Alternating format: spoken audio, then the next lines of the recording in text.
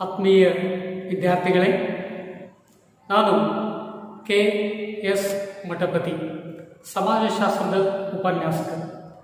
ಪ್ರಪ್ರಥಮವಾಗಿ ನಾನು ನಿಮ್ಮೆಲ್ಲರನ್ನು ಜಮಖಂಡಿಯ ಪ್ರತಿಷ್ಠಿತ BLD ಸಂಸ್ಥೆಯ commerce, BHS arts and TGP science PU ಕಾಲೇಜಿಗೆ ತುಂಬು ಹೃದಯದಿಂದ ಸ್ವಾಗತಿಸುತ್ತೇನೆ. ನಾವೆಲ್ಲರೂ ಜೂನ್ 2020 ತರಗತಿಯಲ್ಲಿ ಮುಖಾಮುಖಿ ಆಗ್ತಿದ್ದೀವಿ, ಫೇಸ್ ಟು ಫೇಸ್. ಆದರೆ ಈ COVID-19ದಿಂದ ಮುಖಾಮುಖಿ ಆಗಲಿಕ್ಕೆ ಸಾಧ್ಯ ಆಗ್ತಾ ಇಲ್ಲ. ಒಂದು ಸಂತೋಷವಾದಂಥ ವಿಷಯ ಏನೆಂದರೆ, ತಾವೆಲ್ಲರೂ SSLCಯಲ್ಲಿ ಅತಿ ಹೆಚ್ಚು ಅಂಕಗಳನ್ನು ಪಡೆದು ನಮ್ಮ ಕಾಲೇಜಿನಲ್ಲಿ ಆರ್ಟ್ಸ್ ವಿಭಾಗಕ್ಕೆ ಪ್ರವೇಶ ಪಡೆದಿರುವಂಥದ್ದು. ಈ ಕಾರಣಕ್ಕೆ ತಮ್ಮೆಲ್ಲರಿಗೂ ಅಭಿನಂದನೆಗಳನ್ನು ಸಲ್ಲಿಸ್ತಾ ಇದ್ದೇನೆ. ಇದೇ ರೀತಿಯಲ್ಲಿ ಪ್ರಥಮ PUC ಮತ್ತು ದ್ವಿತೀಯ PUCಯಲ್ಲಿ ಹೆಚ್ಚು ಅಂಕಗಳನ್ನು ಪಡೆದು ತಮ್ಮ ಪಾಲಕರಿಗೂ ಹಾಗೂ ಕಾಲೇಜಿಗೂ ಕೀರ್ತಿಯನ್ನು ತರುತ್ತೀರಿ ಎಂದು ಆಶಿಸುತ್ತಾ ಇಂದಿನ ಮೊದಲನೇ ಆನ್ಲೈನ್ ತರಗತಿಯನ್ನು ಪ್ರಾರಂಭಿಸ್ತಾ ಇದ್ದೇನೆ.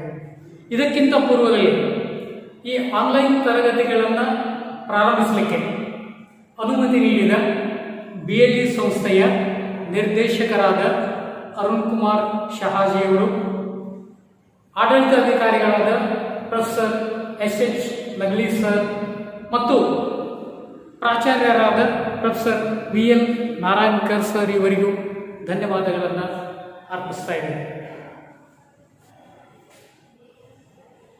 ಕಲಾ ವಿಭಾಗದಲ್ಲಿ ಒಟ್ಟು 6 ವಿಷಯಗಳನ್ನು ಅಧ್ಯಯನ ಮಾಡ್ತೇವೆ.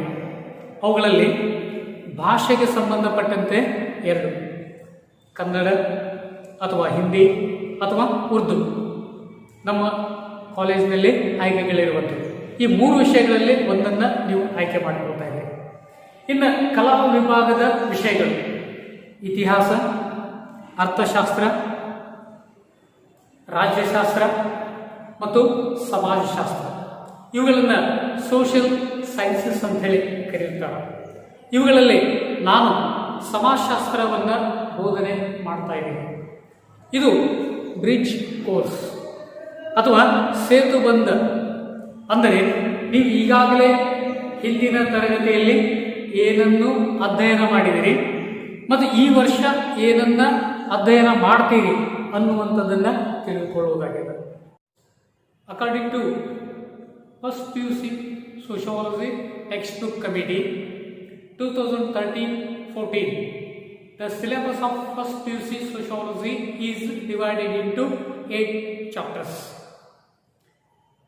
ಈ ಪಠ್ಯಪುಸ್ತಕ ಸಮಿತಿ ಪ್ರಕಾರ ಅಂದರೆ 2013 ಮತ್ತು 2014ನೇ ಸಾಲಿನ ಸಮಿತಿಯು ನಿರ್ಧರಿಸಿದ 8 ಅಧ್ಯಾಯಗಳನ್ನು ನಾವು ಈ ವರ್ಷ ಅಧ್ಯಯನ ಮಾಡ್ತಾ ಇದ್ದೀವಿ. ಅವುಗಳಲ್ಲಿ ಮೊದಲನೇದು ದ ನೇಚರ್ ಆಫ್ ಸೋಷಿಯಾಲಜಿ, ಸಮಾಜಶಾಸ್ತ್ರದ ಸ್ವರೂಪ. ಇನ್ನು 2ನೇ ಅಧ್ಯಾಯ ಬೇಸಿಕ್ ಕಾನ್ಸೆಪ್ಟ್ಸ್, ಮೂಲಭೂತ ಪರಿಕಲ್ಪನೆಗಳು.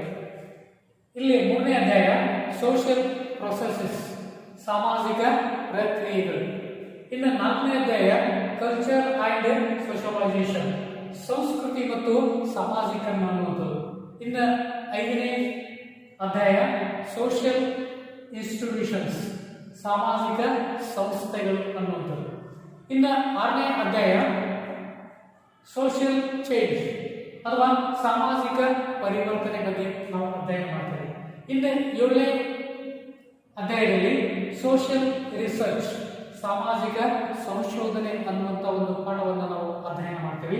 ಇನ್ನು ಕೊನೆಯದಾಗಿರುವಂಥದ್ದು last one environment and society ಅನ್ನುವಂಥದ್ದು, ಪರಿಸರ ಮತ್ತು ಸಮಾಜ. ಈ ರೀತಿಯಾಗಿ 8 ಅಧ್ಯಾಯಗಳನ್ನು ಪಠ್ಯಪುಸ್ತಕ ಸಮಿತಿಯವರು ಈ ಪ್ರಥಮ PUCಗೆ ಅಳವಡಿಸಿದ್ದಾರೆ. ಅವುಗಳನ್ನು ನಾವು ಅಧ್ಯಯನ ಮಾಡ್ತೀವಿ.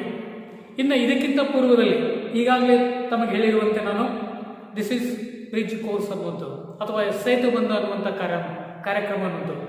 ಈಗಾಗಲೇ ಇದರಲ್ಲಿ ನಾವು 8ನೇ ತರಗತಿಯಲ್ಲಿ ಸಮಾಜಶಾಸ್ತ್ರದ ಪರಿಚಯದ ಬಗ್ಗೆ ತಿಳಿದುಕೊಂಡಿದ್ದೀವಿ. ಅದರಲ್ಲಿ ನಾವು ಈ ವರ್ಷ ಈ 1ನೇ ಅಧ್ಯಾಯದಲ್ಲಿ ಅದರ ಬಗ್ಗೆ ನಾವು ಅಧ್ಯಯನ ಮಾಡ್ತೇವೆ. ಇನ್ನು ಅದೇ ರೀತಿಯಾಗಿ ಈ ಪಾಠ ಪುಸ್ತಕದಲ್ಲಿ ಅಂದರೆ 8ನೇ ತರಗತಿಯಲ್ಲಿ ಸಂಸ್ಕೃತಿ ಅನ್ನುವಂಥ ಒಂದು ಪಾಠವನ್ನು ತಾವು ಈಗಾಗಲೇ ಅಧ್ಯಯನ ಮಾಡಿದಿರಿ. ಅದನ್ನು ನಾವು ಈ PUC ಪ್ರಥಮ ವರ್ಷದಲ್ಲಿ 4ನೇ ಅಧ್ಯಾಯದಲ್ಲಿ ಅಧ್ಯಯನ ಮಾಡ್ತೇವೆ. ವಾಟ್ ಈಸ್ ಕಲ್ಚರ್ ಅನ್ನುವಂಥದ್ದು, ಸಂಸ್ಕೃತಿ ಅಂದರೆ ಏನು ಅನ್ನುವಂಥದ್ದು. ಇನ್ನು ಭಾಗ 2ರಲ್ಲಿ ಸೋಷಿಯಲ್ ಇನ್ಸ್ಟಿಟ್ಯೂಷನ್ಸ್ ಅಂದರೆ ಈ ಸಾಮಾಜಿಕ ಸಂಸ್ಥೆಗಳ ಬಗ್ಗೆ 8ನೇ ತರಗತಿಯಲ್ಲಿ ತಾವೆಲ್ಲ ಈಗಾಗಲೇ ಅಧ್ಯಯನ ಮಾಡಿದ್ದಾರೆ. ಅದನ್ನು ನಾವು ಈ ಸೋಷಿಯಲ್ ಇನ್ಸ್ಟಿಟ್ಯೂಷನ್ಸ್ ಅಂದರೆ 5ನೇ ಅಧ್ಯಾಯದಲ್ಲಿ ಕಲಿತೀವಿ, ಸಾಮಾಜಿಕ ಸಂಸ್ಥೆಗಳನ್ನುವಂಥದ್ರಲ್ಲಿ. ಇನ್ನು ಟೈಪ್ಸ್ ಆಫ್ ಸೊಸೈಟಿ ಅನ್ನುವಂಥದ್ದನ್ನು ಸಹ ತಾವು 8ನೇ ತರಗತಿಯಲ್ಲಿ 2ನೇ ಭಾಗದಲ್ಲಿ ಅಧ್ಯಯನ ಮಾಡಿದಿರಿ. ಅದನ್ನು ನಾವು ಮುಖ್ಯವಾಗಿ ಸಮಾಜದ ವಿಧಗಳು ಅಂದರೆ ಇಲ್ಲಿ ಮೂಲಭೂತ ಪರಿಕಲ್ಪನೆಗಳು ಅನ್ನುವಂಥದ್ರಲ್ಲಿ ಸಮಾಜ ಅನ್ನುವಂಥ ಒಂದು ಕಾನ್ಸೆಪ್ಟ್ ಬಗ್ಗೆ ನಾವು ಅಧ್ಯಯನ ಮಾಡ್ತೀವಿ, ಅದರಲ್ಲಿ ತಿಳ್ಕೊಳ್ತೀವಿ. ಇನ್ನು 9th ಸ್ಟ್ಯಾಂಡರ್ಡ್ ಮೊದಲನೇ ಭಾಗದಲ್ಲಿ ಅಂದರೆ ಫ್ಯಾಮಿಲಿ ಅನ್ನುವಂಥದ್ರ ಬಗ್ಗೆ ಅಧ್ಯಯನ ಮಾಡಿದಿರಿ, ಕುಟುಂಬ ಅಂದರೆ ಏನು ಅನ್ನುವಂಥದ್ರ ಬಗ್ಗೆ. ಇಲ್ಲಿ ನಾವು ಸಾಮಾಜಿಕ ಸಂಸ್ಥೆಗಳ ಅಡಿಯಲ್ಲಿ ಅದನ್ನು ನಾವು ಅಧ್ಯಯನ ಮಾಡ್ತೇವೆ, ಈ ಕುಟುಂಬದ ಬಗ್ಗೆ.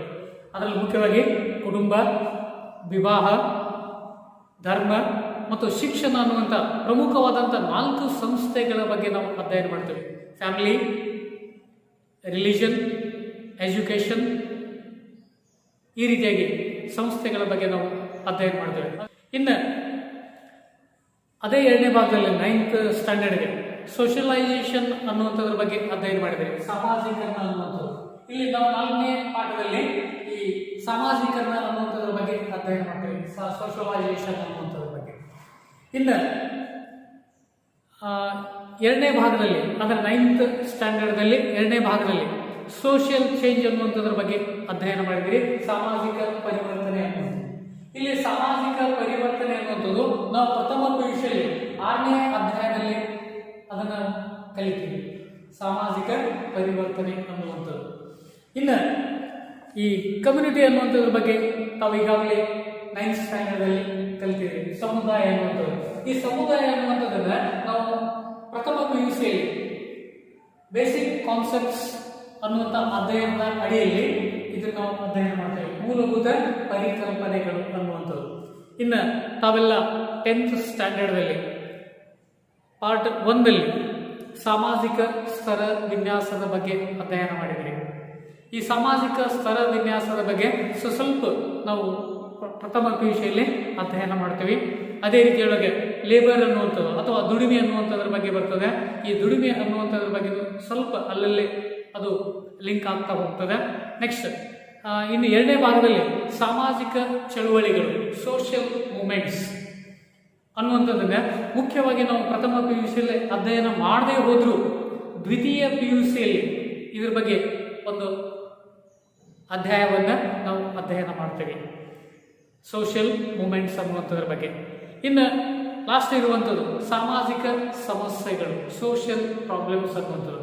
ಇದು ನಾವು ಪ್ರಥಮ PUCಯಲ್ಲಿ ಮೊದಲನೇ ಅಧ್ಯಾಯದಲ್ಲಿ ಸ್ವಲ್ಪ ಮಟ್ಟಿಗೆ ಬರ್ತದೆ, ಅದನ್ನು ನಾವು ತಿಳ್ಕೊಳ್ತೀವಿ. ಈ ರೀತಿಯಾಗಿ ಈ ಪ್ರಥಮ PUC ಮತ್ತು ಈಗಾಗಲೇ ತಾವು 8, 9 ಮತ್ತು 10ನೇ ತರಗತಿಯಲ್ಲಿ ಏನನ್ನು ಕಲ್ತೀರಿ, ಈ ವರ್ಷ ಏನು ಕಲಿತೀರಿ, ಇಲ್ಲಿ ಬಹಳಷ್ಟು ವ್ಯತ್ಯಾಸ ಏನಿಲ್ಲ. ನೀವು 8 ಮತ್ತು 9, 10ನೇ ತರಗತಿಯಲ್ಲಿ ಏನನ್ನು ಅಧ್ಯಯನ ಮಾಡಿದಿರಿ ಅದಕ್ಕಿಂತ ಸ್ವಲ್ಪ ಹೆಚ್ಚಿನ ವಿಷಯವನ್ನು ತಾವಿಲ್ಲಿ ತಿಳ್ಕೊಳ್ತೀರಿ. ಯಾವುದೇ ಕಾರಣಕ್ಕೂ ಭಯಪಡುವಂಥ ಅಗತ್ಯ ಇಲ್ಲ. ಬಹಳಷ್ಟು ಸುಲಭವಾಗಿ ಸರಳವಾದಂಥ ವಿಷಯ ಈ ಸಮಾಜಶಾಸ್ತ್ರ ಆಗಿರುವುದರಿಂದ ತಾವೆಲ್ಲ ಅದಕ್ಕೆ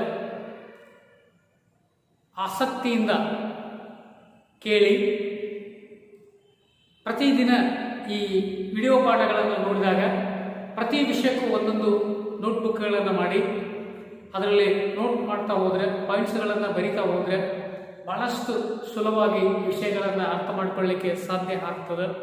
ಇನ್ನು ಇದ್ರ ಜೊತೆಗೆ ತಮಗೇನಾದರೂ ಸಂದೇಹಗಳು ಬಂದರೆ ನಮಗೆ ಫೋನ್ ಮುಖಾಂತರ ಸಂಪರ್ಕ ಮಾಡಿ ತಮ್ಮ ಸಂದೇಹಗಳನ್ನು ಅಥವಾ ಡೌಟ್ಸ್ಗಳನ್ನು ಪರಿಹರಿಸಿಕೊಳ್ಬೇಕಂತೇಳಿ ತಿಳಿಸ್ತಾ ಮುಂದಿನ ತರಗತಿಯನ್ನು ನಾವು ಪ್ರಾರಂಭಿಸೋಣ.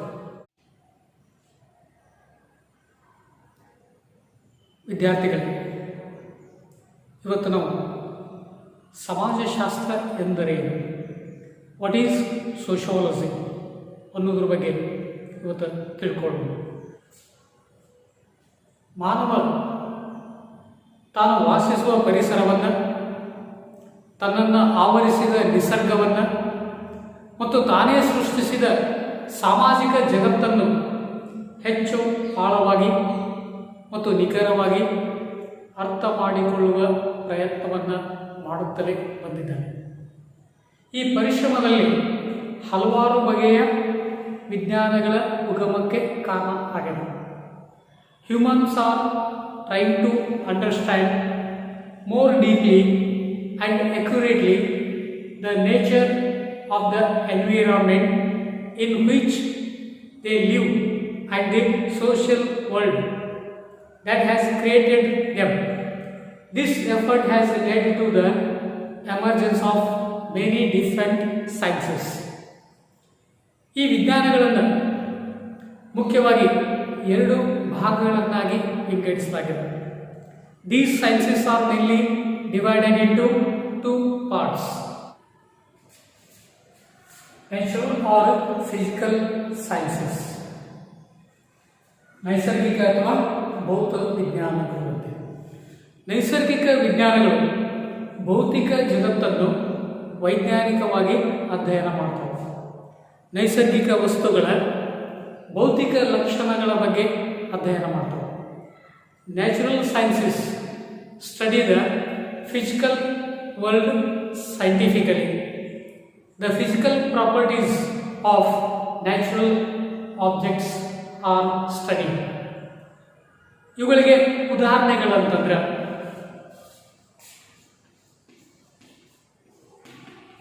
ಫಿಸಿಕ್ಸ್, ಕೆಮಿಸ್ಟ್ರಿ, botany,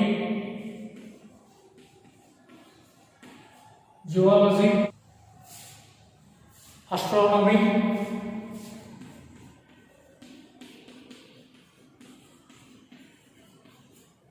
ಈ ರೀತಿಯಲ್ಲಿ ಇವುಗಳು ಬರ್ತವೆ.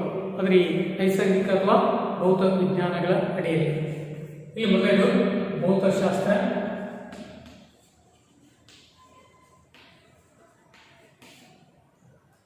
ರಸಾಯನಶಾಸ್ತ್ರ,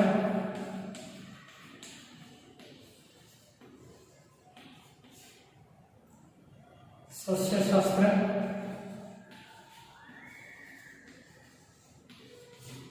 ಪ್ರಾಣಿಶಾಸ್ತ್ರ,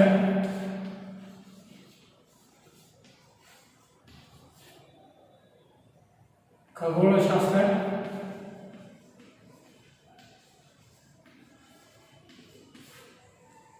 ಇವು ನೈಸರ್ಗಿಕ ವಿಜ್ಞಾನಗಳಾಗಿವೆ.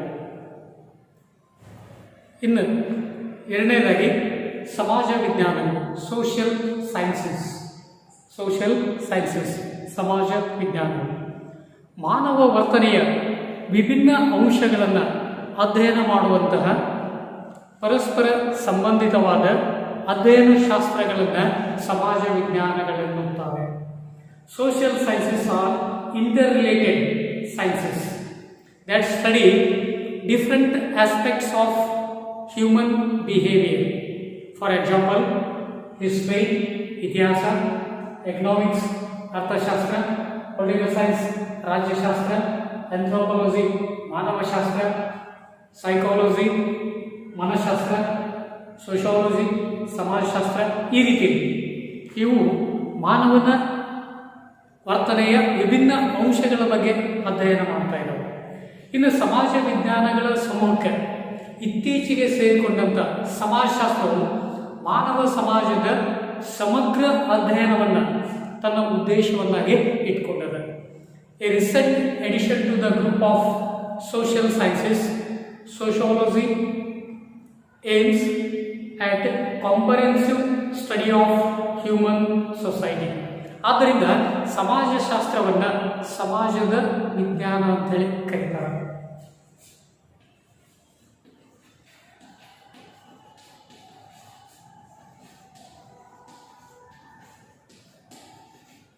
Science of society.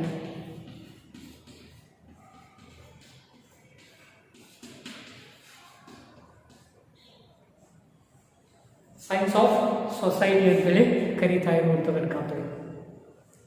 1839ರಲ್ಲಿ positive philosophy ಎಂಬ ವಿಷಯದ ಬಗ್ಗೆ ಸಾರ್ವಜನಿಕ ಉಪನ್ಯಾಸ ನೀಡುವಂಥ ಸಂದರ್ಭದಲ್ಲಿ ಅಗಸ್ಟ್ ಕೋಂಟ್ ಮೊದಲ ಬಾರಿಗೆ ಸಮಾಜಶಾಸ್ತ್ರ ಅನ್ನುವಂಥ ಪದವನ್ನು ಬಳಸ್ತಾರೆ. ಸಮಾಜಶಾಸ್ತ್ರ ಅನ್ನುವಂಥ ಪದವನ್ನು ಮೊಟ್ಟ ಮೊದಲಿಗೆ ಬಳಸಿದವರು ಯಾರು? August can't ಅನ್ನುವಂಥವ್ರು. August Comte first coined the term sociology in 1839.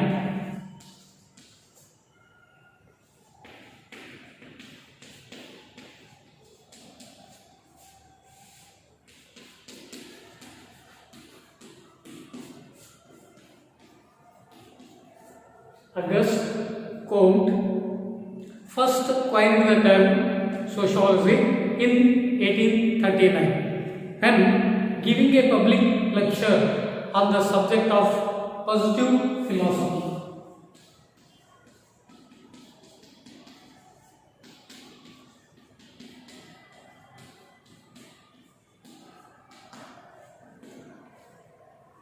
ಇಲ್ಲಿ ವಿದ್ಯಾರ್ಥಿಗಳು ಗಮನಿಸಬೇಕು, ಇದಕ್ಕೆ ಸಂಬಂಧಪಟ್ಟಂತೆ ಒಂದು ಪ್ರಶ್ನೆ ಬರ್ತದೆ. In which year the term sociology was introduced? ಸಮಾಜಶಾಸ್ತ್ರವನ್ನು ಯಾವ ವರ್ಷದಲ್ಲಿ ಪರಿಚಯಿಸಲಾಯಿತು ಅಂತ. ಆಗ ತಮ್ಮ ಉತ್ತರ ಏನಾಗಿರ್ಬೇಕಂತಂದರೆ 1839ರಲ್ಲಿ ಸಮಾಜಶಾಸ್ತ್ರ ಅನ್ನುವಂಥ ವಿಷಯವನ್ನು ಪರಿಚಯಿಸಲಾಗಿದೆ ಅಂತೇಳಿ ಬರೀಬೇಕಾಗ್ತದೆ. ಮಾನವ ಸಮಾಜವನ್ನು ವೈಜ್ಞಾನಿಕವಾಗಿ ಹಾಗೂ ಸಮಗ್ರ ರೀತಿಯಲ್ಲಿ ಅಧ್ಯಯನ ಮಾಡಲು ಹೊಸ ವಿಜ್ಞಾನದ ಅವಶ್ಯಕತೆ ಅದ ಅಂತೇಳಿ ವಾದಿಸ್ತಾರೆ. ಅದನ್ನು ಸಮಾಜಶಾಸ್ತ್ರ ಅಂತೇಳಿ ಹೆಸರಿಸ್ತಾರೆ. ಆದ್ದರಿಂದ ಅಗಸ್ಟ್ ಕೋಂಟ್ರನ್ನ ಸಮಾಜಶಾಸ್ತ್ರದ ಪಿತಾಮಹ ಅಂತೇಳಿ ಕರೀತಾರೆ. Auguste Comte named it sociology, arguing that there was a need for a new science to study human society scientifically and holistically.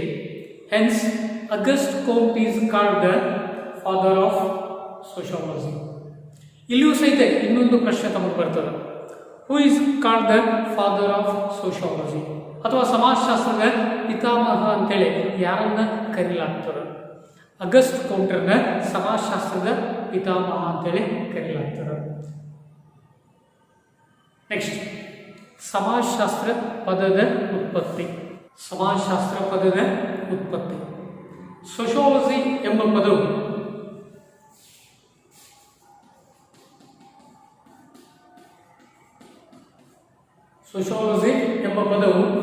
Latin ಭಾಷೆಯ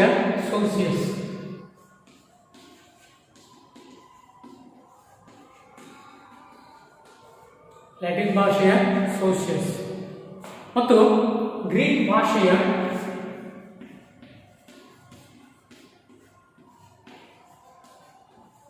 ಲೋಗೋಸ್ ಎಂಬ ಶಬ್ದಗಳಿಂದ ಉತ್ಪತ್ತಿ ಆಗಿದೆ. ಸೋಸಿಯಸ್ ಅಂದರೆ ಜೊತೆಗಾರ,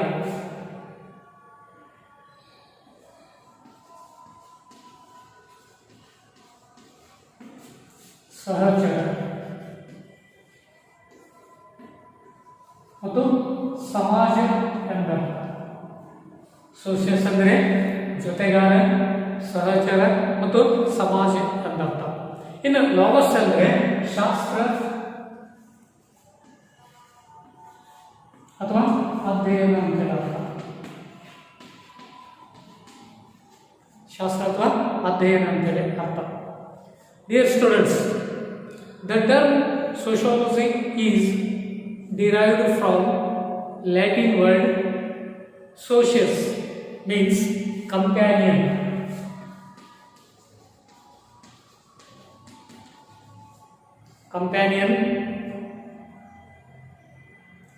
Or associate,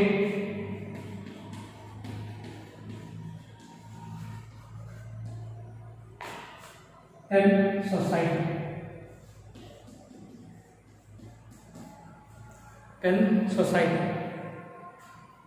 And Greek word logos means science.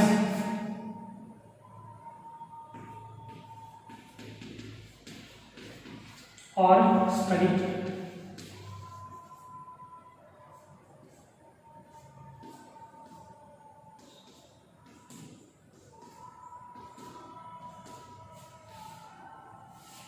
Thus, the etymological meaning of the term sociology is study of society.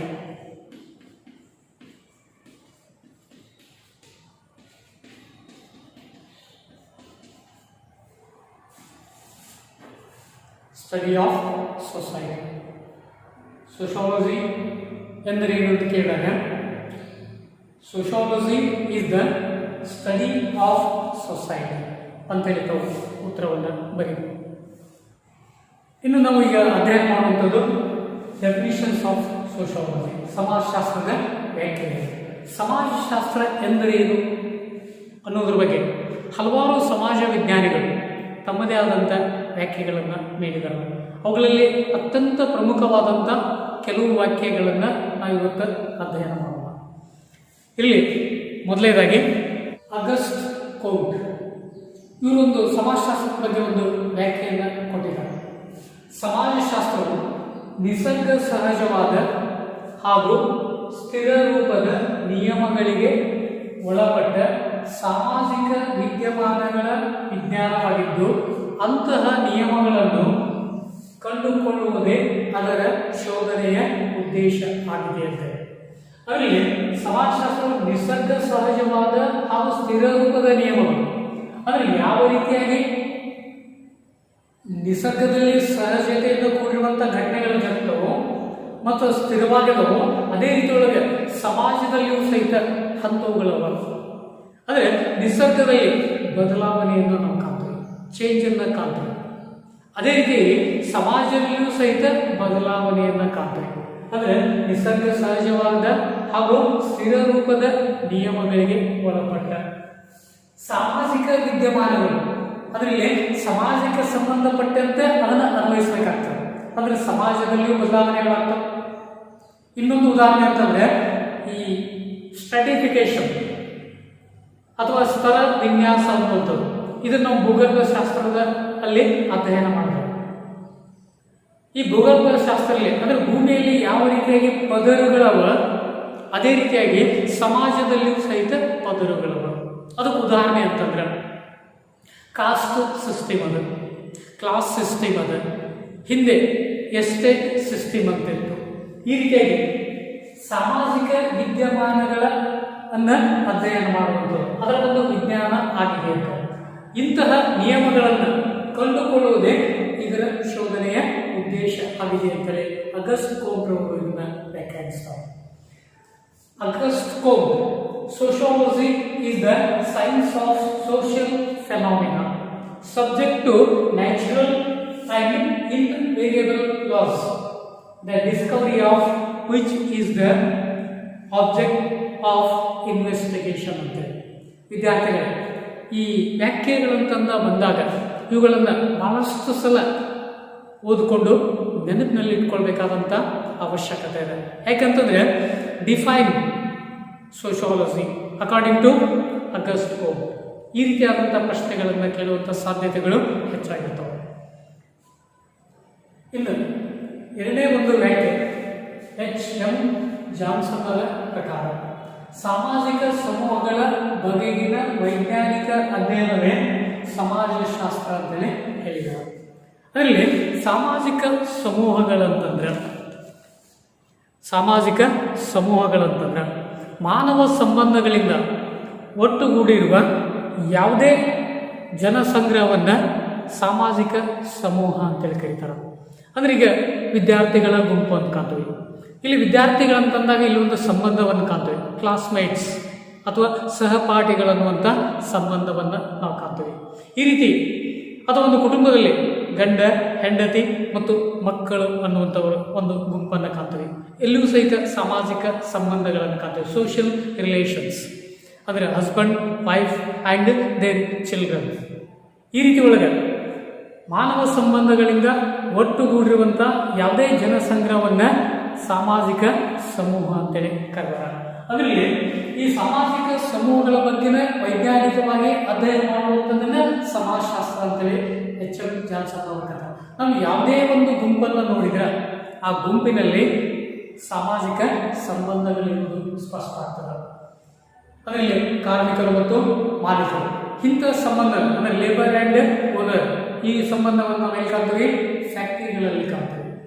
ಈ ರೀತಿ ಒಳಗೆ ಇನ್ನು ಮಾರ್ಕೆಟ್ನಲ್ಲಿ ಹೋದರೆ ಕಸ್ಟಮರ್ ಆ್ಯಂಡ್ ಶಾಪ್ ಓನರ್ ಅಂದರೆ ಅಂಗಡಿಯ ಮಾಲೀಕ ಮತ್ತು ಆತನ ಗಿರಾಕಿಗಳು ಅನ್ನುವುದು. ಈ ರೀತಿ ಒಳಗೆ ಸಾಮಾಜಿಕ ಸಮೂಹಗಳನ್ನು ನಾವು ಸಮಾಜದ ಎಲ್ಲ ಕಡೆಗೂ ಕಾಣ್ತೀವಿ. Next HM. ಜಾನ್ಸನ್ ಅವರ ಪ್ರಕಾರ, according to H M. Johnson, sociology is the science that deals with social groups ಅಂತ ಇದೆ. ವಿದ್ಯಾರ್ಥಿಗಳು, ಇನ್ನು ಮೂರನೇ ಒಂದು ವ್ಯಾಖ್ಯೆ, ಈ ವ್ಯಾಖ್ಯೆಯನ್ನು ನೀಡಿದಂಥವರು ಎಂ.ಐ. ಡರ್ಕೀಮ್ ಅನ್ನುವಂಥವ್ರು. ಸಮಾಜಶಾಸ್ತ್ರವು ಸಾಮಾಜಿಕ ಸಂಸ್ಥೆಗಳ ವಿಜ್ಞಾನ ಆಗಿದೆ ಅಂತಲೇ ಹೇಳ್ತಾರೆ. According to M I. Durkheim, sociology is the science of institutions. ಈ ಸಂಸ್ಥೆಗಳಂದರೆ ಅವು ಕುಟುಂಬ, ಫ್ಯಾಮಿಲಿ, ವಿವಾಹ, ಮ್ಯಾರೇಜ್, ಧರ್ಮ, ರಿಲಿಜನ್, ಶಿಕ್ಷಣ, ಎಜುಕೇಷನ್, ಪ್ರಾಪರ್ಟಿ, ಆಸ್ತಿ, ಫ್ಯಾಕ್ಟರಿ, ಕಾನ್ಸ್ಟಿಟ್ಯೂಷನ್, ಸಂವಿಧಾನ, ಇವೆಲ್ಲವುಗಳೇನಂತಂದರೆ ಸಾಮಾಜಿಕ ಸಂಸ್ಥೆಗಳಾಗಿವೆ. ಇಂಥ ಸಂಸ್ಥೆಗಳ ಬಗ್ಗೆ ವೈಜ್ಞಾನಿಕವಾಗಿ ಅಧ್ಯಯನ ಮಾಡುವುದೇ ಸಮಾಜಶಾಸ್ತ್ರ ಅಂತೇಳಿ ಎಂ.ಐ. ಡರ್ಕೀಮ್ ಅವರು ವ್ಯಾಖ್ಯಾನಿಸಿದ್ದಾರೆ. ಈ ರೀತಿ ಒಳಗೆ ಈ ಸಂಸ್ಥೆಗಳ ಬಗ್ಗೆ ನಾವು ಮುಂದಿನ ಅಧ್ಯಾಯಗಳಲ್ಲಿ ಪೂರ್ಣವಾಗಿ ಅರ್ಥ ಮಾಡಿಕೊಡ್ತೀವಿ. ಇಷ್ಟು ಇವತ್ತಿನ ತರಗತಿಯಲ್ಲಿ ನಾವು ಅಧ್ಯಯನ ಮಾಡ್ತೀವಿ. ವಿದ್ಯಾರ್ಥಿಗಳಲ್ಲಿ ಒಂದು ವಿನಂತಿ ಏನಂದರೆ, ಈ ವ್ಯಾಖ್ಯೆಗಳನ್ನು ತಾವು ಬರೆದು ಪ್ರತಿ ಸಲ ನೆನಪಿಸಿಕೊಳ್ಳುವಂಥ ಒಂದು ಪ್ರಯತ್ನವನ್ನು ಮಾಡಬೇಕು. ಮತ್ತು ಮುಖ್ಯವಾಗಿ ಪರೀಕ್ಷೆಗೆ ಬರುವಂಥ ಅಂಶಗಳು. Okay, thank you, one and all.